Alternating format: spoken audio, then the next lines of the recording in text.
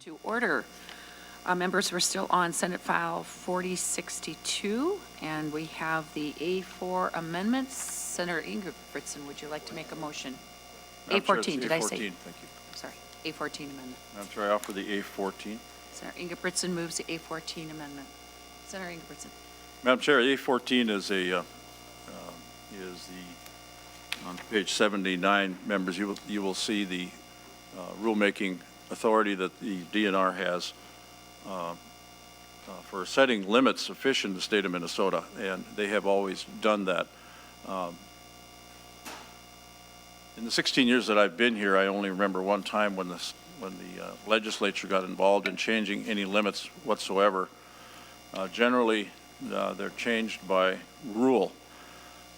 Most recently, I had a discussion with the DNR in a little more in depth with them, and it's interesting, you know, we're always going to follow the science, but there is no science for even a number of 6, which the limit for walleye is now, walleye and sauger. I found that quite interesting, and of course there's no science showing that changing the limit to 4 has any basis either, other than a social science is what it is, basically. And you'll get all kinds of different discussions throughout the state of Minnesota with regards to that, whether we should do that. I do know one thing, and I think I'm speaking to the choir when I say that when rules are changed to statute, we have the authority to do that, and I think everybody understands that. But that's in circumstances that warrant such action. I do know that if they are put in statute, it had better be done properly. It better be done with the discussion of everybody that cares about this in the state of Minnesota, from all the different groups, from obviously the DNR. So with that, Madam Chair and members, it should also be noted that there are restrictions in Minnesota for walleye, of course, being our state fish, and everybody wants to come to the North Country or wherever in the state of Minnesota and catch the state fish, because it's probably the most consumed fish, or at least that's what everybody wants to be able to consume on a fish fry when they take their vacations. I will tell you that there are 10 top walleye lakes that are identified by the DNR in the state of Minnesota, 9 of which, with rulemaking, they've actually dropped it down to 4 limit walleye, and that's done quite often by the DNR. They have done that with regards to northern pike. They've done that now after considerable study with panfish. But the whole point of me spending my time talking about this to you is that the DNR has the authority to do this if and when they ever want to do this. I think they're, you know, quite frankly, I think they're standing neutral on this particular initiative. So I think, members, what I think needs to be done is it needs to be taken out of the bill, and I think it just is not ready for prime time, and I think maybe it never will be. If the DNR decides to do a 4-limit statewide limit with walleye, it's something that they can do. But again, I caution members when we do things like this that it's very hard to go back. Very hard to go back to a limit of 6. And again, there was no science for either one. So with that, members, I'll stand for any questions, but that's the A14. It just removes that particular clause on page 79, section 75. It pertains to walleye and sauger. Thank you, Senator Ingebrigtsen. Any questions to the A14? Senator Ingebrigtsen renews his motion on the A14 amendment. All those in favor, please say aye. Aye. Aye. All those opposed, nay. Motion prevails. The A14 is adopted. Okay. Other amendments? Senator Marty. Yes, Madam Chair. I have the 820 amendment, and while it's being distributed, I'll explain. It's not a hard one to explain because the concept is simple, and I think what does it? What page? A20 amendment, and The A20? Okay. Yes. I'd kind of like to have the amendment in front of I'm us, sorry, Senator Marty. I was going Just, to, a while ago, and I forgot. Thank you. If But, you could hold on one second.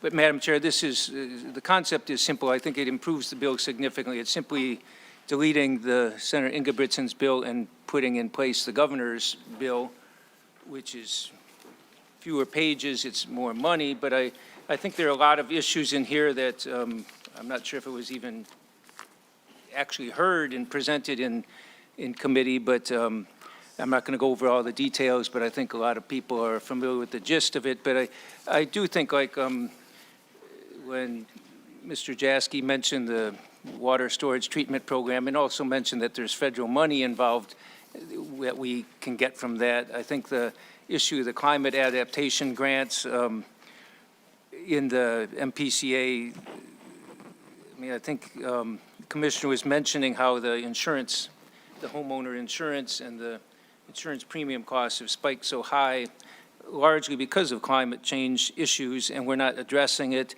A whole range of issues, the PFAS study, all those things, there are thousands of little things in here that I think is really worth doing, and again, I also have plenty of concerns about some of the policy language in the Ingebrigtsen bill. So it's a fairly simple concept. I think the governor's bill was a good bill.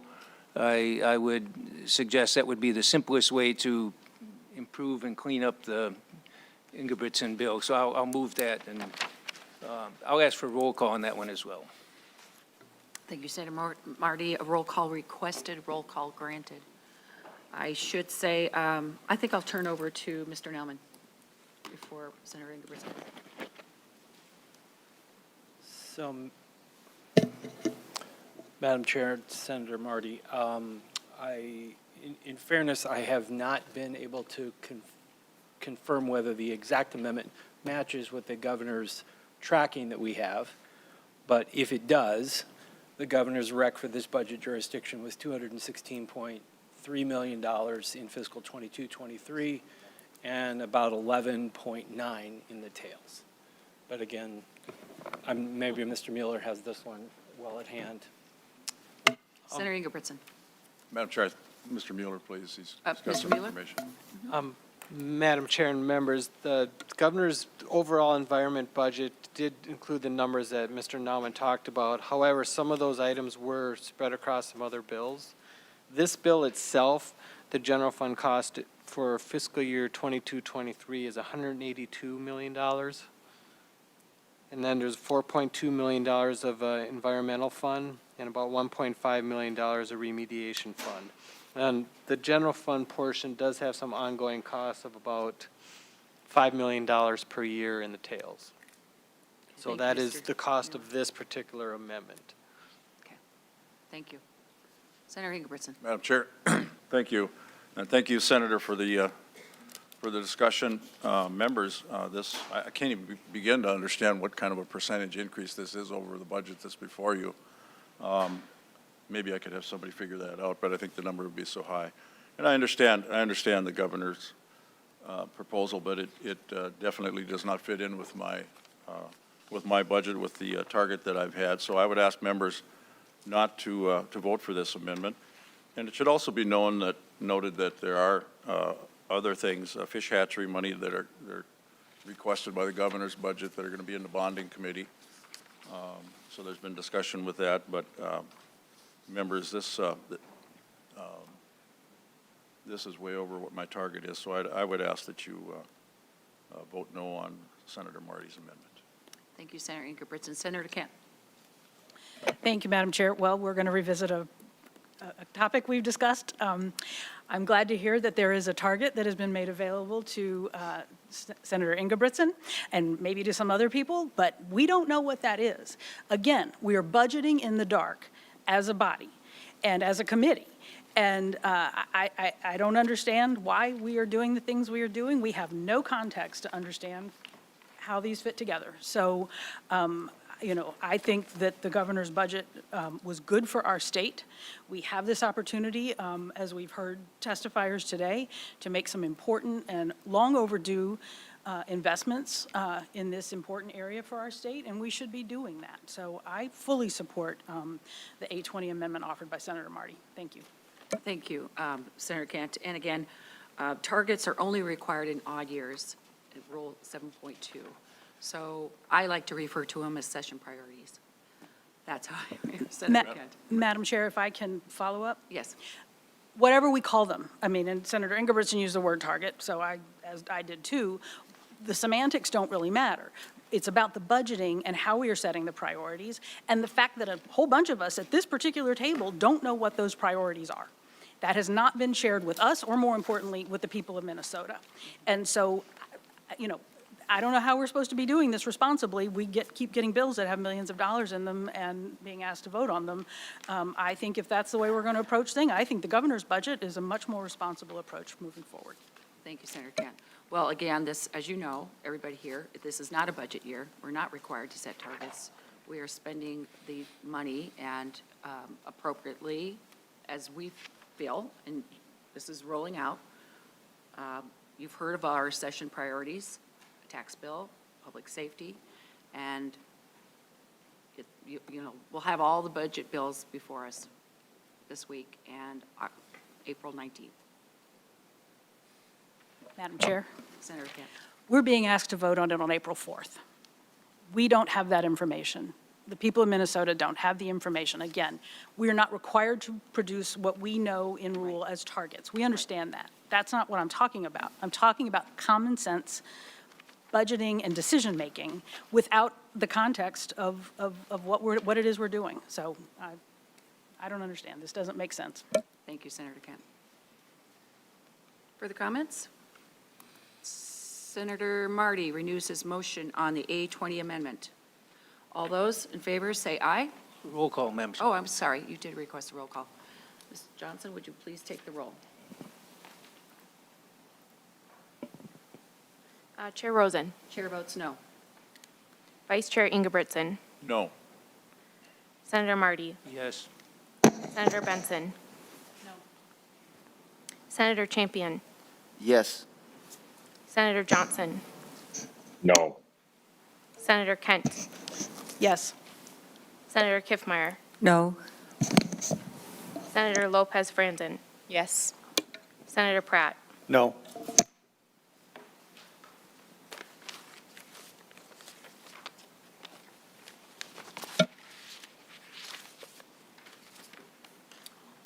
There being 4 yeses and 6 noes, the motion does not prevail.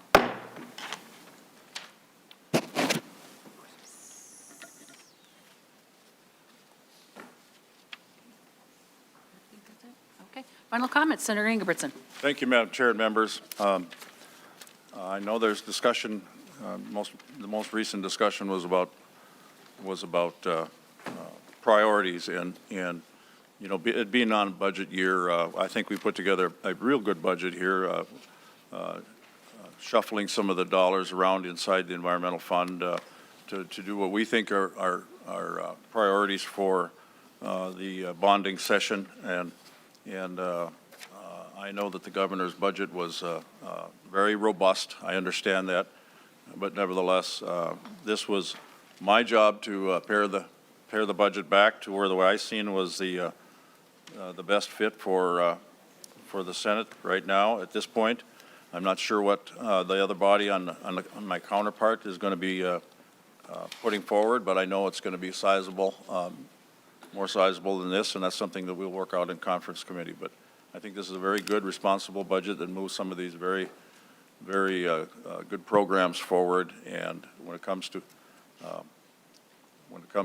the budget, obviously we had a budget last year, and for a 2-year budget, it was a good budget. We all voted for it. And so with that, if there's no further discussion, Madam Chair, I move that Senate File 4062-4062 as amended to be passed and sent to the floor. This is your last motion, Senator Ingebrigtsen, on your environmental finance bill, so. Well, everybody should vote for it then, I think. That's right. As our good friend David would say, it's a good bill. It's a good bill. Senator Marty. Madam Chair, we didn't get into, nor do we need to today get into the policy provisions, but I'm really troubled by a lot of the rolling back of our environmental standards in here, and I'm troubled by that, and so I would like to ask for a roll call on the vote. Roll call requested, roll call granted. Senator Ingebrigtsen renews his motion that Senate File 4062 as amended be recommended to pass and placed on general orders. Ms. Johnson will take the roll. Chair Rosen, Chair votes aye. Vice Chair Ingebrigtsen, I vote aye. Senator Marty. Senator Benson. Senator Champion, Nay. Senator Johnson, Aye. Senator Kent, No. Senator Kiffmeyer, Yes. Senator Lopez Franzen, No. Senator Pratt, Aye.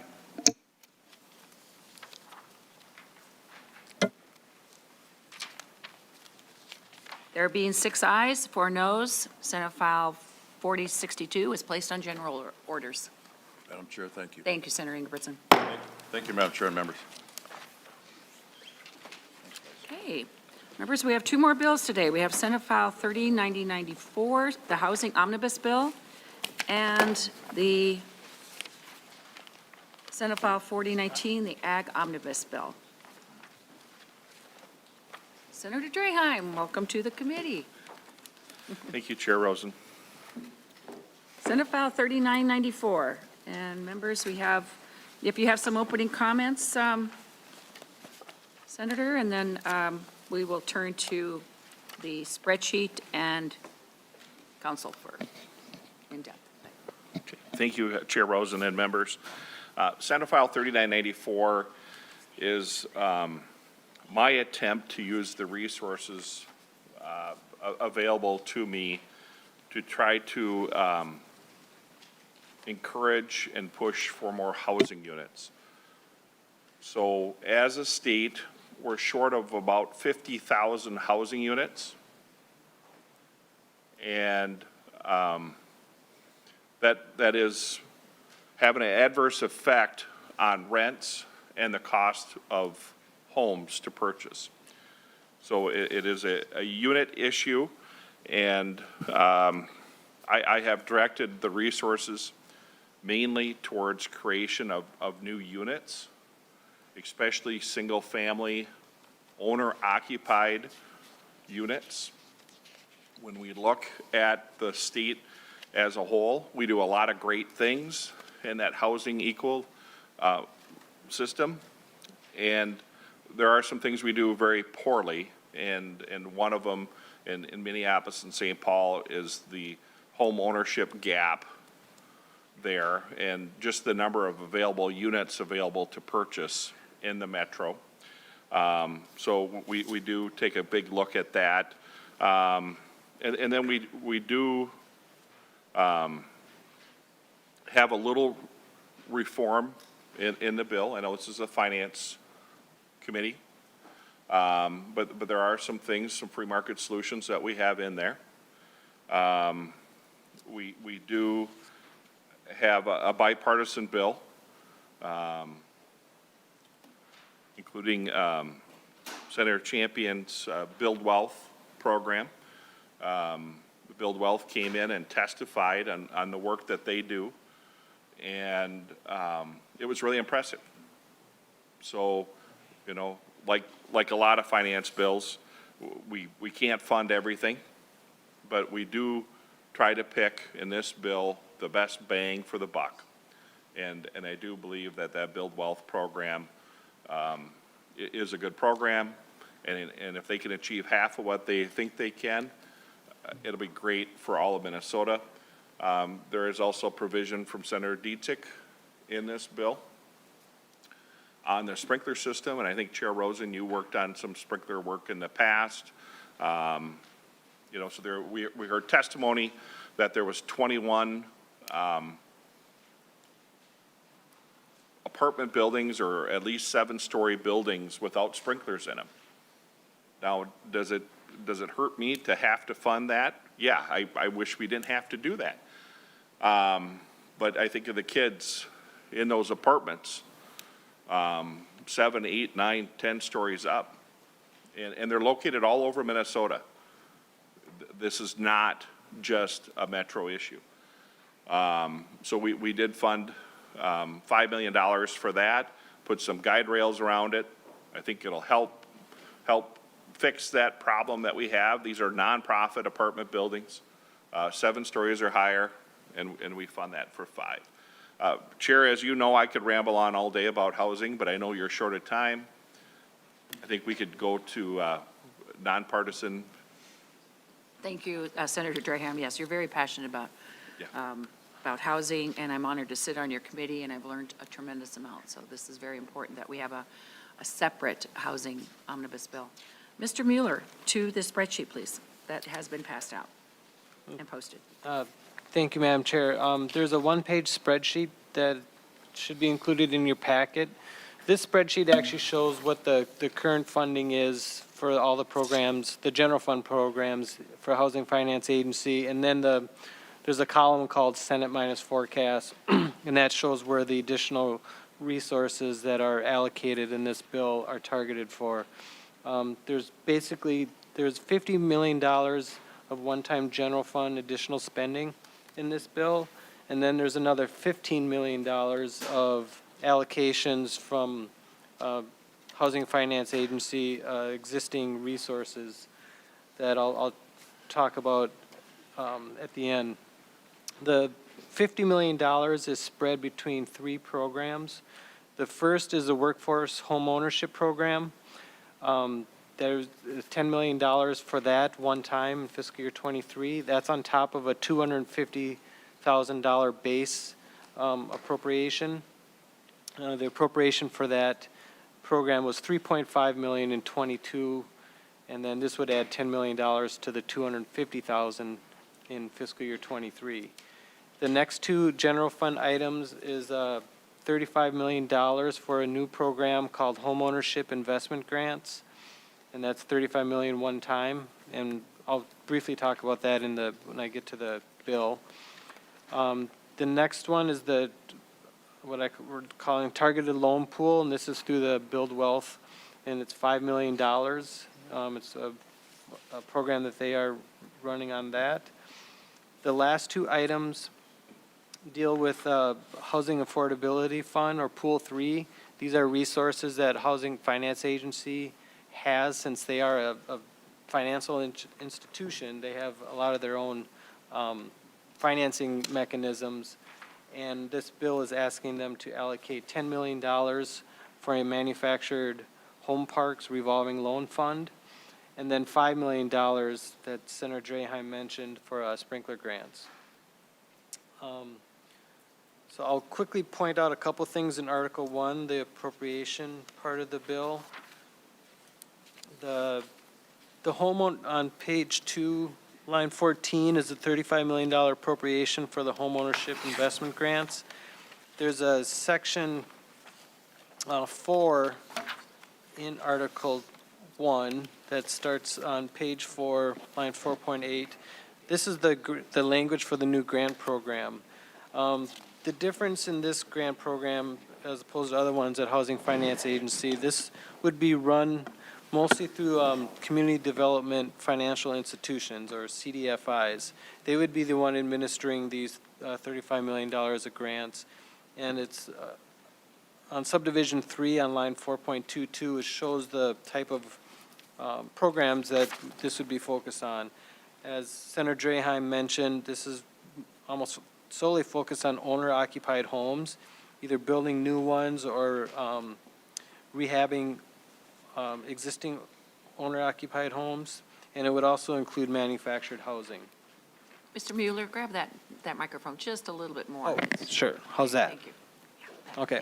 Thanks. Again, the type of programs that this would be focused on are owner-occupied homes, either new homes, rehabbing existing homes, and also including manufactured homes.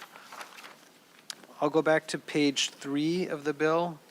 This is the section 3 on line 3.7. This is where the allocation of the Pool 3 resources are. Starting on line 3.8 is the $10 million for a revolving loan fund. This would, residents of manufactured home parks, this would allow them to purchase a park and as a cooperative ownership. So this would be a revolving loan fund that would be run by a housing finance agency. The second item on 3.19 is the $5 million for sprinkler grants that Senator Draheim talked about. The maximum grant on line 3.29 would be $250,000 and have a non-state match of 25%. And that could be, there could be in-kind contributions to meet that match requirement. I'll point out a couple other sections in Article 2, the policy article, that have fiscal implications. There's provisions on sections 16 through 20 that came from Housing Finance Agency. This would allow them to refinance some of their existing bonds, including housing investment bonds. It doesn't require them to, but it gives them the authority to do the refinancing if they see fit and would have a savings.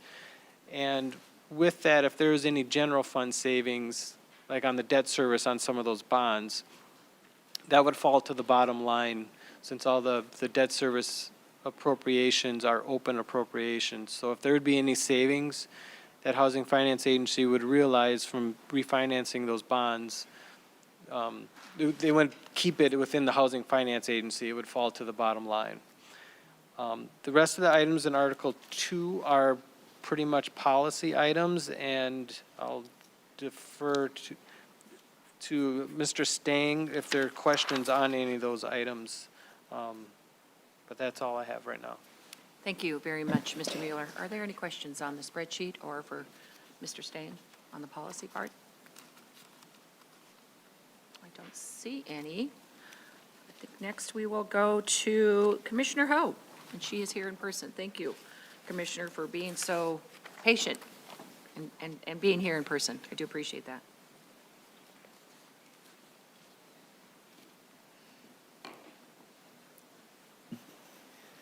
Chair Rosen and members of the committee, it's been a long time since I just had an opportunity to hang out in the hallway, so thanks for the opportunity to do that today. And thank you to Senator Draheim for his leadership in the Housing Committee, where it is, I think, a very friendly discussion around a lot of shared priorities and common themes. So while we come to this with a slightly different perspective in terms of scale, scope, and source, there are areas where there's quite a bit of alignment and agreement. I'm also grateful that many of the agency's policy provisions were included in the bill. They can seem like small or very technical changes, but they make a big difference in terms of making our program work better for our community partners.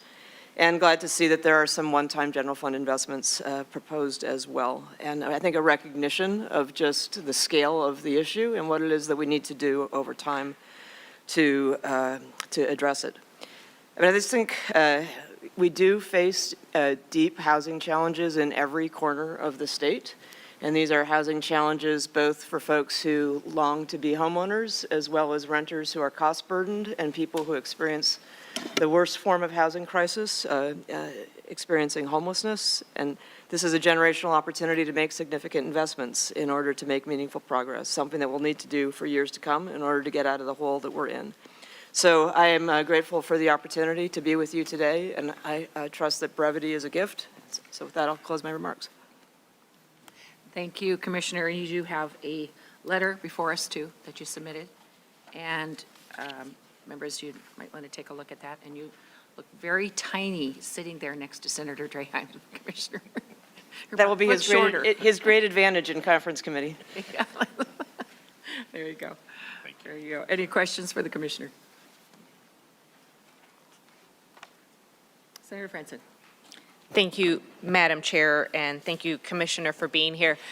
This is, as you mentioned, a generational opportunity when we have a $9 billion surplus that we've never seen in our history.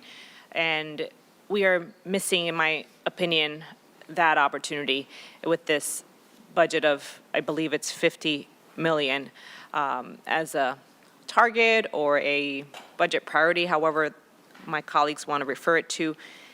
Can you elaborate, based on your letter, for the record what other items or potentially what other priorities. I know that if you compare it to the governor's budget and recommendations, there's a difference of $359.5 million. So that's, we're at 50, and if we actually follow the recommendations, which I'm sure are based on data and the need in our state, that's, the budget priority for the governor was 400, a little bit over 400 million.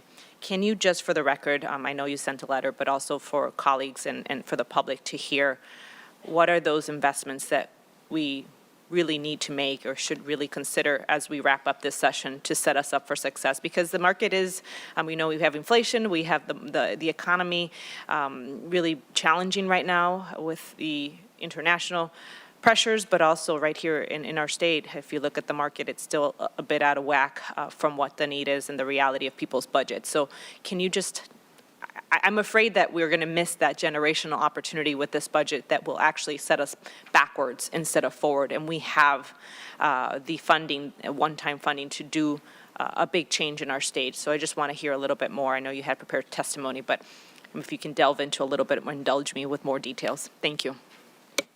Thank you, Senator Franzen. Commissioner Ho. Chair Rosen and Senator Franzen, thank you for the opportunity. As we built the governor's budget proposal, we really were looking at a balanced approach across the work that we do around housing stability and homelessness, the work that we're doing to improve the rental market, as well as the work that we're doing to close the homeownership gap for Black and other Minnesotans of color, and really felt like we needed to have a balanced approach across that continuum.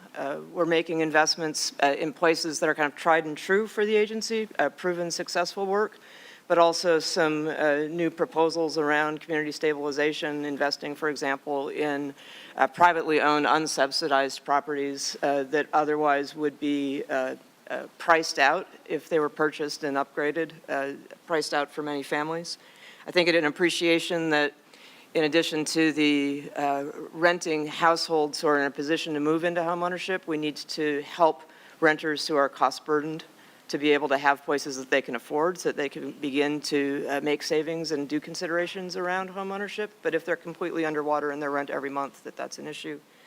And again, folks who know me well know that I've worked for a long time on proven interventions around ending homelessness, and we have some supplemental proposals here that would really help enhance what we're able to do, especially targeting populations that have been living on the streets. We've seen a growth in people living outside in the state over the course of the last few years, and it's something where we know what to do. We have proven interventions that could make a difference. Thank you, Commissioner Ho. Senator Franzen?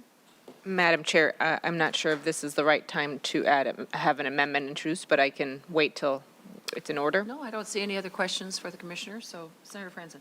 Thank you, Madam Chair. I have the A12 amendment. Senator Franzen moves the A12 amendment. We do not have that before us, so let's pass it out and then we can talk about it.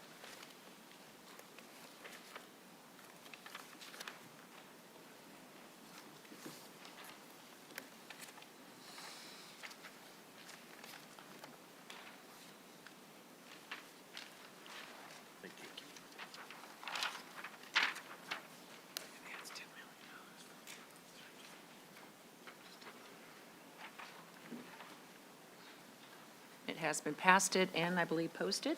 Is it? No, not yet? Thank you. What's our biggest one?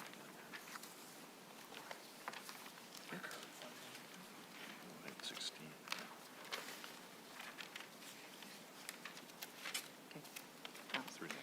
Senator Franzen. Thank you, Madam Chair, and to the Commissioner's testimony, I would add that, this is a process of compromise, but to add a big, important piece of this subject matter that is lacking in this bill, let me be clear, there's a lot of things lacking in this bill, but I would urge members to consider supporting the Homework Starts with Home amendment, which is this amendment that we are discussing right now. It appropriates $10 million per year. The funding would provide rent and other housing assistance to families with or expecting children that lack housing stability. The funding would provide housing assistance for an estimated 1,400 families each year. Members, as we're talking about housing, I know there's a workforce housing component here that obviously would trigger families too. We want to make sure that the most vulnerable have a step up to be able to achieve that dream and has the resources in this historic surplus to do so. I think we could afford it as a state. It's the least we can do to have this generational opportunity really last, and having a home is part of the American dream. Having stable housing for kids and families, as they're also catching up after the 2+ years of the pandemic. I know that the majority caucus is focusing on literacy, but we can't just do that in a vacuum. We must ensure that families have a place to read and a place to call home, and this is just a very small but meaningful investment when it comes to supporting those families. So members, I encourage your support and look forward to your questions. Thank you, Senator Draheim. Thank you, Chair Rosen and Senator, for the amendment. Members, we funded this in our last budget at $3.5 million.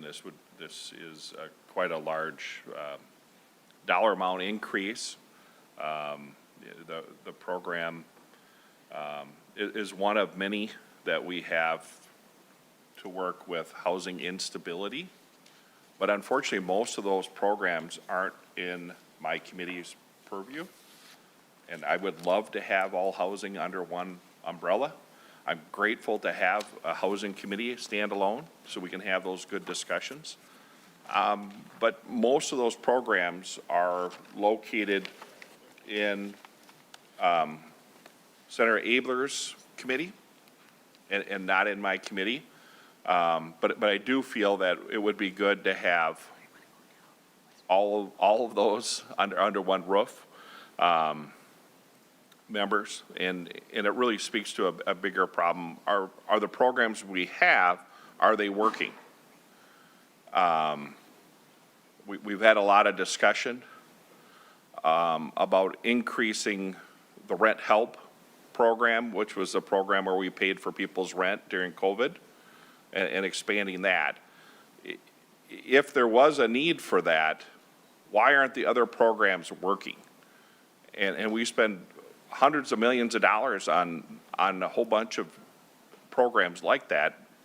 So why aren't they working? So I would urge us to spend time in those committees and look at that issue there and not really in one area that we really don't cover too much of the housing instability.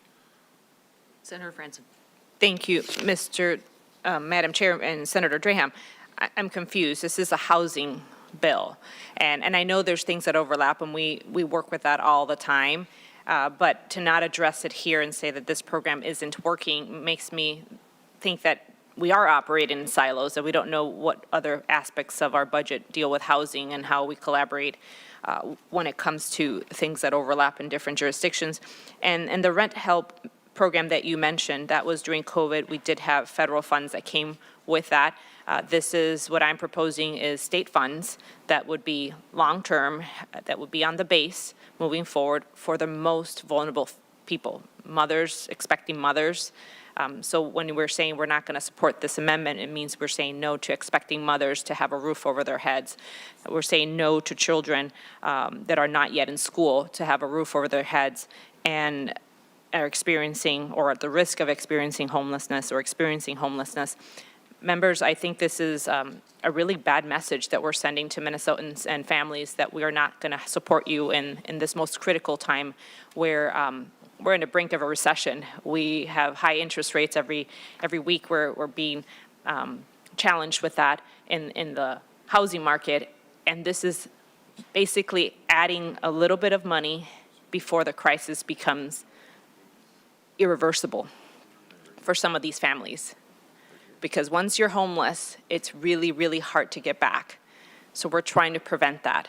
And $10 million out of $9 billion in our surplus is not a lot of ask for us to agree on that this is a priority for all of our communities.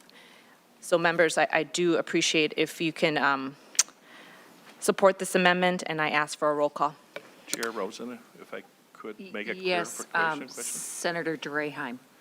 I think it's 10 million on the base, isn't it? So it would be Yes. 10 million a year and not a one-time fund of 10 million. Senator Franzen, roll call has been Yes. requested, roll call granted. However, members, we do have to go to session. Could I please ask you to lay your A12 amendment on the table so we can get to work on the floor? Madam Chair, absolutely. I will ask that my amendment be laid on the table. And then- Thank you, Senator Franzen. So A12 is is laid over, and we will be back after session to the call of the chair.